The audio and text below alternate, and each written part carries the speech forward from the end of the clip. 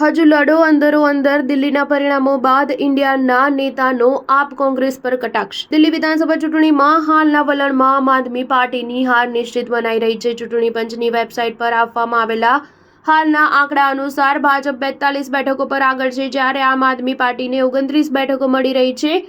હવે આ ચૂંટણી પરિણામોને લઈને ઇન્ડિયા ગઠબંધનમાં આંતરિક ઝઘડાની શરૂઆત થઈ ગઈ છે. જમ્મુ કાશ્મીરના મુખ્યમંત્રી ઉમર અબ્દુલ્લાએ આ પરિણામોને લઈને ગુસ્સે ભરાયા છે.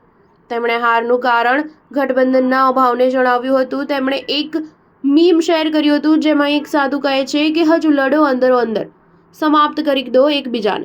આ રીતે તેમણે હારનું ઠીકરું કોંગ્રેસ પર ફોડ્યું હતું. તેમનું માનવું છે કે ગઠબંધન ન હોવાથી આવું પરિણામ આવ્યું છે.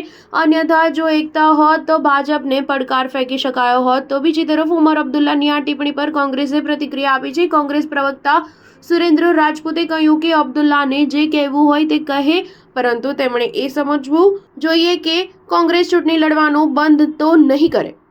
આ મારો અધિકાર છે અને લોકશાહીમાં બધાએ ચૂંટણી લડવી જ જોઈએ. અહીં તમને જણાવી દઈએ કે ચૂંટણીના થોડા દિવસો પહેલા આમ આદમી પાર્ટી અને કોંગ્રેસ વચ્ચે ગઠબંધનને લઈને ચર્ચા થઈ હતી, પરંતુ તે પરિણમી નહીં. આખરે બંને અલગ અલગ ચૂંટણી લડ્યા હતા. અહીં રસપ્રદ વાત એ છે કે દિલ્હીની 17 બેઠકોમાંથી લગભગ 42 પર ભાજપ આગળ ચાલી રહી છે. ચૂંટણી આયોગના વલણમાં પણ ભાજપને બહુમત મળી ચૂક્યું છે. અરવિંદ કેજરીવાલ ખુદ નવી દિલ્હી બેઠક પરથી પાછળ ચાલી રહ્યા છે, જ્યારે જંગપુરામાં મનીષ સિસોદિયા પણ હાલ સુધીમાં પાછળ છે. કાલકાજી બેઠક પર હાલના દિલ્હી મુખ્યમંત્રી આતિશી પણ પાછળ ચાલી રહ્યા છે. આ જ નહીં, પહાડગંજ, ઓખલા, બાદલી, લક્ષ્મીનગર જેવી મહત્વપૂર્ણ બેઠકો પર આમ આદમી પાર્ટી સતત પાછળ ચાલી રહી છે. સ્ટાર ન્યૂઝ 7 હંમેશા સચ્ચાઈની સાથે.